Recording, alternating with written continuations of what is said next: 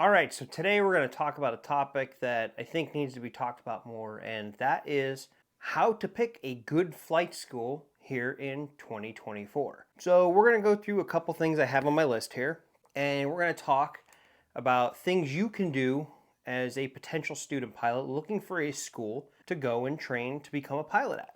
So, let's get started.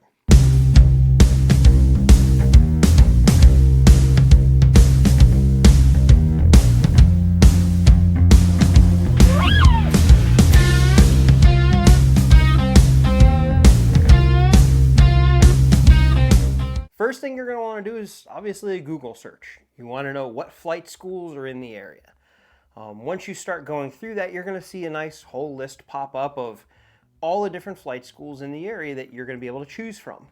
I would then start looking at Google reviews and even go on to Facebook and find local pilot groups and start posting in there asking for recommendations to see exactly who's going where, what their experience has been.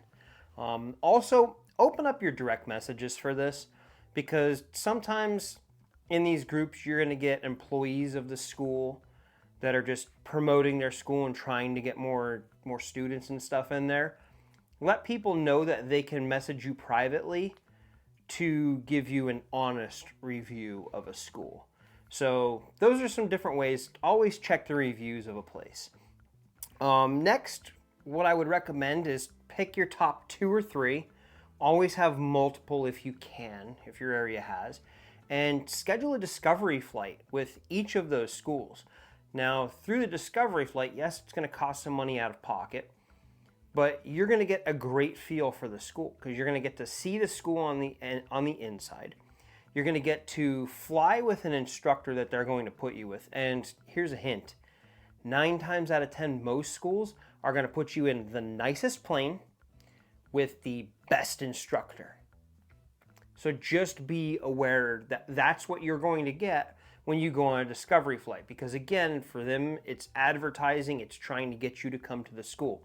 So they're not going to put you in a plane that is going to be your primary training plane. They're going to put you in one of the nicest planes that they own, that has the most upgrades. Maybe it's all glass and stuff like that in there. And they're going to put you with the absolute best or most personable flight instructor that school has.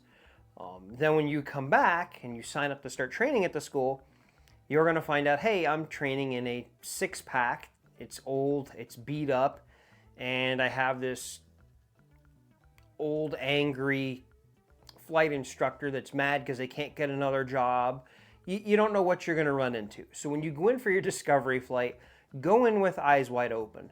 Look around. Don't just focus on the instructor that's in front of you and the plane that you're flying. Take a look. Walk around if you have a few minutes. Look in the other planes that are out on the pad that they're able to instruct in. Now, I'm not going to say that old planes are bad planes. There's lots of great older planes that are well maintained that a lot of schools use to train. So you don't have to have the newest and best planes to be able to train to learn a pilot. They all fly the same as long as they're maintained. But again, look at the other instructors and stuff too. Are they carrying themselves professionally? The one that you see in front of you might be dressed all professionally. They might have their polo shirt on and khaki pants or whatever their uniform is. But then look at the other instructors and the other students around you. Are the other instructors dressed and acting the same? Are they looking like they're happy to be there? Or are they disheveled and just kind of look pissed off at the world? That's going to tell you a lot of what you're actually going to get as far as an experience as a student there. Then you're going to go up, you're going to do your flight, you're going to get to see if flying is for you. And then when you come back down to the ground, another thing to look for is the debrief after the flight with the flight instructor you flew with. They should give you a thorough debrief. Hey, you know what? This is what we do. This is what I saw today. Because technically, if a discovery flight is your first lesson, you should be getting to fly the plane while you're up there. It's going to be some straight and level flight. It's going to be some shallow to maybe medium bank turns. You're going to get to fly some headings and stuff like that. But get some actual feedback. Don't just let them come back, kind of kick you to the desk or kick you to the recruiter and move on. Again, What type of experience are they trying to provide for you? Another thing you can and should ask for while you're at the school for your discovery flight is a chance to review the maintenance logs. Now, I would get familiar with how they look and what you're looking for within them. We can make another video on that if we really need to and people want. Please let me know in the comments below. We'll do a video on going through maintenance books and what it looks like and different things that you're looking for. But for this, you want to see, one, their reaction to asking for the maintenance logbooks. A good quality school is not going to say no. They're going to be like, oh, okay, sure, here. And they're going to take you and they're going to get a maintenance logbook for the plane probably that you just flew and then kind of let you flip through it and see. There's going to be 3 logbooks. There's going to be the airframe, there's going to be the propeller, and then there's going to be the motor. So you got 3 logbooks that you're going to be looking at. So, but again, a good quality school with nothing to hide is going to be like, oh yeah, sure, come on. They're going to bring the maintenance logbooks right out and they're going to let you look at them. If there is any hesitation, that to me is a red flag. What don't they want you to see? What are they afraid to show you? Might not be anything at all, but it could be something. So it's going to be one of those things that you kind of want to watch for. That's a nice little like trick you can have going in to test out a flight school that you're potentially looking at going at, is asking for their maintenance logbooks. It's not something normally the school will be asked by a potential student. So again, their reaction to it and whether or not they actually let you look at them is going to tell you a lot about that school and how they work. Next, you're going to want to find out if they have any in-house or recommendations of DPEs, designated pilot examiners for the FAA, that they recommend or that they send you to. Most schools are going to have their preferred DPE that they want to send you to, or they're going to have an in-house. And then what you're going to want to do is, just like you researched the school when you get out of there, you want to research that DPE that they're recommending. They should give you the name. It's not like it's going to be any big secret. So take that name, remember it, write it down, whatever it is you got to do, and then go back to those Facebook groups and stuff like that and start asking questions about that DPE. And the reason I say that is because the DPE, most of the time, we'll call it, is going to show, again, a lot about that school and who they're recommending. Because there are schools out there that will recommend DPEs to their students that I would never send a student to. And it's not because they're not good DPEs, it's because of the way they run their testing. And I'm going to use an example here. There are certain DPEs out there that have a reputation for yelling at you in the middle of the flight portion of your check ride. Like if you, I don't know, you're doing your clearing turns and you're not doing them fast enough, there are DPEs out there with reputations that'll start screaming at you to move faster because they're getting a flat rate for this check ride. Whether this check ride lasts an hour or it lasts 6, they're getting their flat rate. So the shorter that check ride is, the more money per hour that they are making. They are limited in how many check rides they can give per day, but still, they are human, and if they can shorten it, they're going to shorten it. So someone that is going to be screaming at you the entire check ride or making you uncomfortable, not making it an enjoyable experience, those are things you want to know about a DPE before you agree to go with one. And if you find out something, well, there's this DPE out there that, I don't know, he just likes to yell at the students and tell them that they don't know anything, whether they're getting the information right or not, throughout a check ride, that might not be someone you want to go with. And if you find out that the school you're looking at highly recommends that DPE, and you're getting all of that feedback, and it's not just a one-off saying that this is a bad DPE to go with, and it's just multiple after multiple after multiple people saying stay away from this person, but the school is recommending it, that's a school then, at that point, I would probably lean away from, because they're not doing the best for you. They're doing what's best for them, because maybe they have a relationship with that DPE, and I don't know what those relationships look like. I don't have any relationships with DPEs like that. I just know who in the market has a good reputation, who in the market has a bad reputation, who my personal experiences are with, and what those experiences were, and who I will send my students to and who I won't send my students to. So I would look into the DPEs that they recommend just as hard as I would look into the maintenance logbooks and the school and their reviews. So again, you got a lot of homework to do. So questions that you can ask of the school, and I wouldn't just ask the recruiter of the school. If there's other instructors around, I would talk to them. If you get an opportunity in the parking lot to talk to another student, talk to that other student and get their experiences. But one of the things you're going to want to know first off is it a Part 141 school or is it a Part 61 school? And I've done another video on that, and I'll tag that up here somewhere.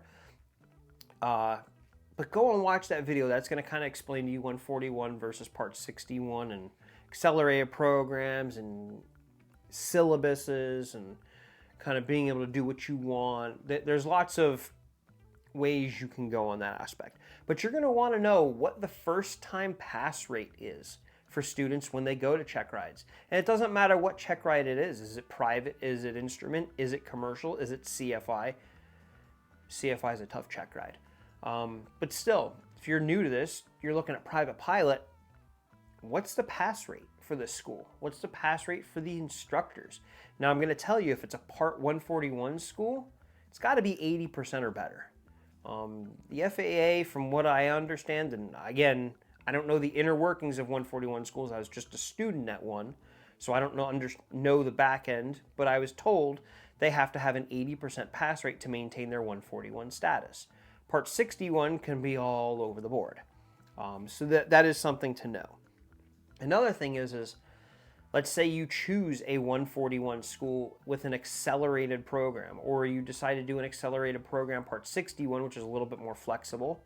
What happens if I fall behind? And that's a big question that gets asked. And depending on the flight school, you're going to get different answers. If you Google flight schools in the area, there's a 3-letter flight school that's going to come up. And I promise you, if you fall behind and it's your fault, they're gonna boot you out the program. So falling behind could be many different things. It can be, are you not getting your written tests done? Are you just not getting the flying? Are you not retaining the information? That, at the end of the day, is a you issue. Some schools will either take you off the accelerated program, or if they're accelerated only programs, they might boot you out the door for that, because they look at that as a you problem, not a school problem or an act of God problem. But if you have a situation where there's a tragedy, a death in the family, or you're about to become a parent and you're in the middle of a course and the baby arrives, a lot of places are going to be more flexible with you on that because it's a different issue. It's not a lack of studying or a lack of interpretation or learning or anything like that. Another one that you're going to want to ask is, what all is included in the pricing of that school? What do you get for that? Because that's going to range vastly amongst the schools. Some schools, if they give you a price, that is the rental of the plane, that is the instructor, that is it. Everything else you want after that is on you. So you're talking headset, you're talking any type of supplies like a knee board or anything you could need, that's on you. Then there's other schools that are going to have basically a package deal where this is going to be the price, and within that we're going to give you a headset, we're going to give you an iPad, we're going to give you a knee board, we're going to give you everything that you need, fuel sumps and night lights, and I mean, you can go on Sporty's on their website and look. I mean, it's endless the amount of stuff you can buy for flying. 90% of it is not needed, but you can buy it. You can get a bag or a backpack and stuff like that. Like here, like I have this. This was an item that I was given when I signed up at my flight school. So I was given a flight bag, a backpack. I very rarely use it anymore because I found a different flight bag that I like, because I don't carry as much as I used to when I was an initial student pilot. But there are some schools that are going to give you a bag like that, or they're going to give you access to a ground school for free. There's going to be a lot that's thrown in, or very little that's thrown in. That's going to depend on the school. So you want to know what the money you're being quoted is paying for. Um, Another way to find a good school, and this is going to be my last point on this subject, is schools that accept lending. You're going to want to talk to the lenders. Whether or not you need the loan, call the lenders that they use. And then you also are going to need renter's insurance. So get a hold of a insurance company, find a representative for the area that's going to write you a policy for renter's insurance to fly the planes, and ask them questions. Ask them, say, hey, you work with a lot of schools in the area, whether, and again, this is lenders or insurance, you can ask the same questions to them. You work with a lot of schools in the area. What schools do you recommend? Because guess what? They all talk to the students of these schools. Whether it's an insurance or a lender, they will all talk to you at some point. And they'll get some feedback from you and ask you how things are going and stuff like that. They are a wealth of knowledge. Ask them about schools. Ask them what schools they recommend. Ask them what schools they recommend you stay away from. Because again, they're getting feedback from their customers as to how these schools are, how these schools are ran, how the students are actually doing and other students are doing within the school. Are they progressing? Do they feel like they're getting ripped off for money? Any of that stuff. So do your research, go above and beyond what the typical student does when they come in to find a flight school. I didn't have this information when I started, so I looked at 2 flight schools here in the Orlando area. And when I went in for one, I did my flight. I went in for the other, I did my flight, and I based it off of where I felt most comfortable. And I went with the 141 school over the Part 61 school because I just felt more comfortable with the school. I felt more comfortable with the planes. I felt more comfortable with the instructors and the entire situation and again, the syllabus that they use. I'm a person that likes structure, that needs structure. So them having a syllabus that they had to stick to was absolutely perfect for what I needed. So go do your research. Don't be afraid to ask questions, and always reach out if you need any advice or you need any help along the way. That's all I got for the video for this week. I'll see you on the next one.